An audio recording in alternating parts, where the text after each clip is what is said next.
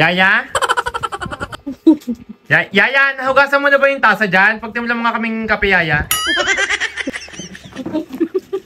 Yaya? Yes? Ba't din may aswang sa tabi ko? May tikbalang din may tikbalang palang nag-i-skincare. Ngayon ko lang nalaman na meron palang baboy na nag-i-skincare. Timot meron pang tenga. Ang ganda si Nine. Nag-i-skincare, ang itim naman ng kilikili, may pagtaas pa. Diyos ko, hindi ka na nahiyang maputi ang mukha mo. Ang kilikili mo naman ay nagtutotong. Hoy, isang araw daw ang babad niyan ha. Tignan mo. Alam mo, ang kilikili okay lang na mga itim kasi tago. Eh, itatago ko ang mukha ko. Ano, ipapalit ka sa kilikili ka? Isang araw daw Oo. yan. Yaya! Pagsilbihan mo kami, Yaya. Dahil kami po ay nagkayaya ngayon, nag-hire kami ng Yaya. Yaya? Yaya! Ayan po.